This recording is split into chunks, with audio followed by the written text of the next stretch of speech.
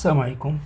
Faites la leçon, Inch'Allah, on va voir les articulations.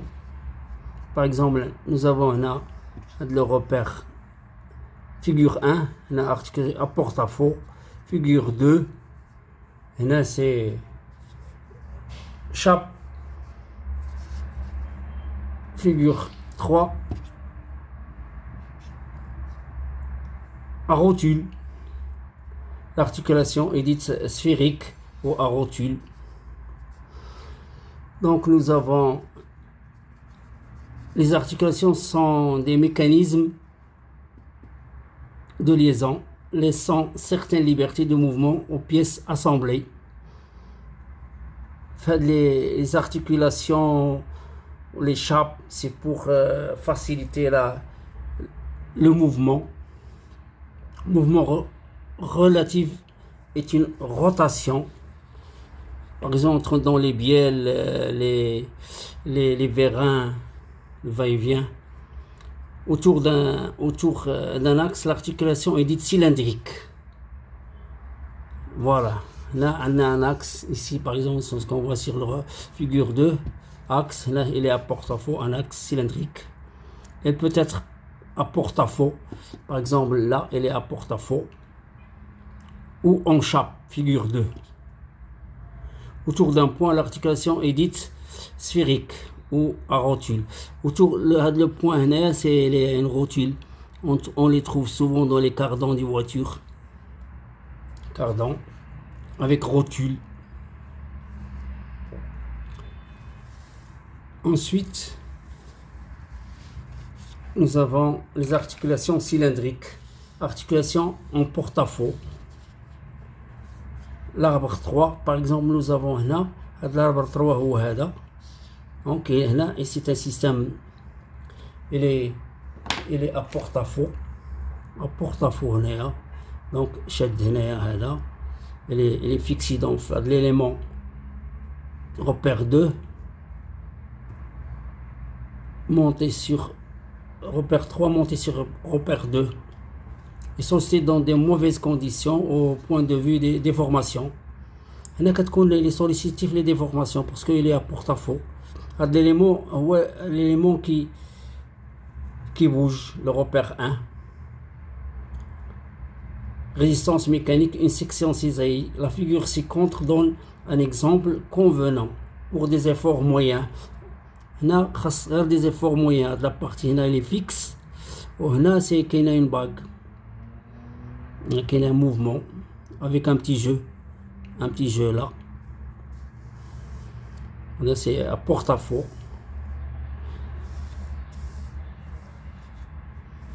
Ensuite, on a les articulations en chape, ce qui est utilisé dans plusieurs machines industrielles, les vérins, tout. Nous avons là le tenant, l'axe, chape.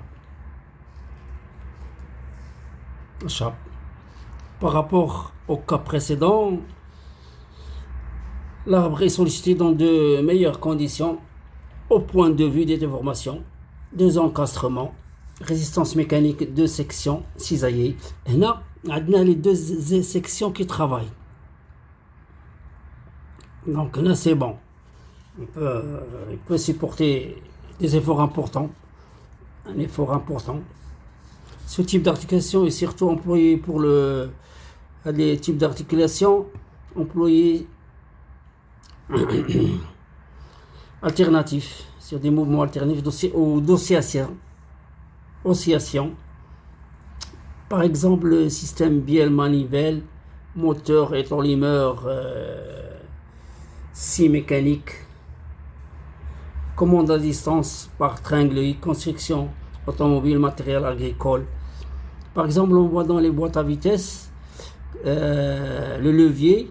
Ensuite, nous avons un tige et la chape. La chape avec un contre-écrou.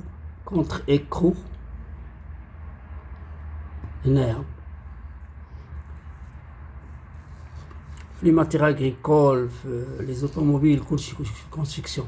la échappe. Parce qu'on va voir par la suite les détails des chapes. Parce que nous avons des chapes rondes et des chapes carrées.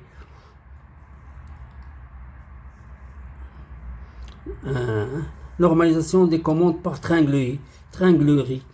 La trianglerie, c'est un triangle. Les extrémités les extrémités dialogue comme ça. L'axe wada avec une chape.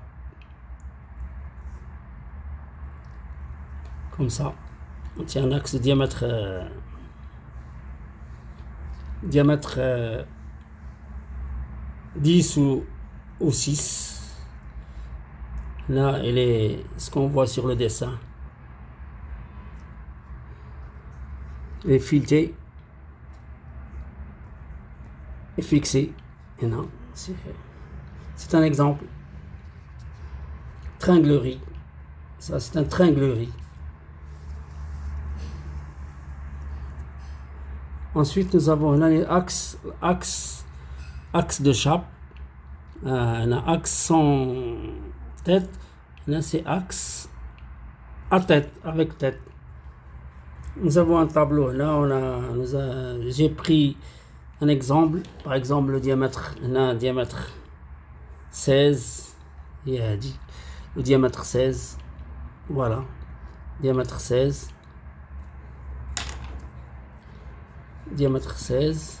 A. Il a dit A. B. 33. C. C, c'est diamètre 5. C'est le trou pour goupille en V. Quand on dit goupille en V, on l'utilise souvent. E. E42. Il a dit E42. F. 6 mm. Nous avons pris un diamètre de 16. H. 37,5. J. 4,5. Voilà, L, c'est diamètre 22, le diamètre de l'axe avec axe à tête, avec tête.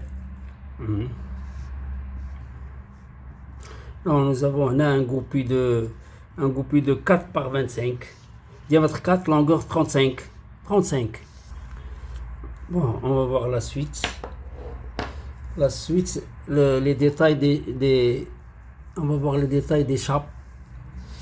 Chape, ça c'est vue de face. Là c'est la vue de face, la vue de dessus. Là c'est une en rond, vue de gauche, vue de droite plutôt. Là c'est une chape ronde. Ça c'est une chape carrée. Nous avons le chape, il est carré comme ça. Avec le perçage ici. Le perçage est taraudage pour fixer l'axe.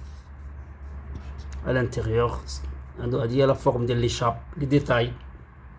On distingue deux formes de chape, l'échappe ronde et l'échappe carrée. L'échappe ronde, l'échappe carrée, la ronde. Chaque forme est fabriquée suivant deux types. Les formes, le type, par exemple, le type 100, C égale AB. À de la côte, de la côte C égale au B, diamètre au M, par exemple, M16, M16, ce qu'on voit A égale M16, C, A, B, C égale B. Le type de 100, c'est C égale 2B. Par exemple, là, il faut multiplier B, le diamètre fileté, par 2. Pour avoir C, la longueur de C. Nous avons par exemple, un G,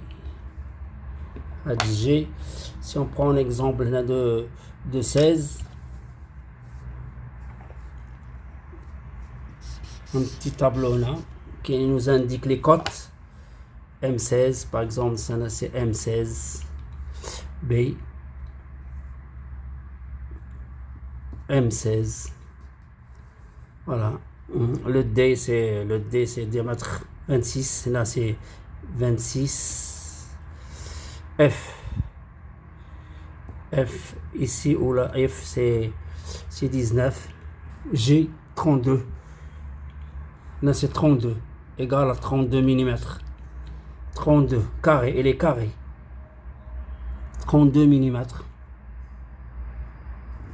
H 16,2 H, c'est 16,2 H. À l'intérieur, là, c'est 16,2 H. J, 32. K,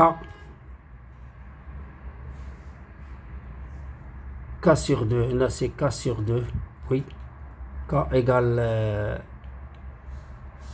42 sur 2. Détail des chapes sont les dessins, ce qu'on voit sur les croquis. Ronde, carré, deux types, nous avons deux types. Type 100, C égale B, la coordonnée de la côte C égale au diamètre. Type 200, C égale 2B, le C.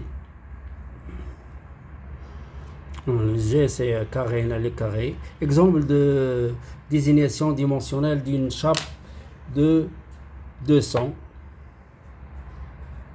De type 200 et de cote A 10. On prend un exemple, par exemple, là nous avons une chape de 10 type 200. On dit, c'est pour les élèves, pour les débutants, chape de 10 type 200.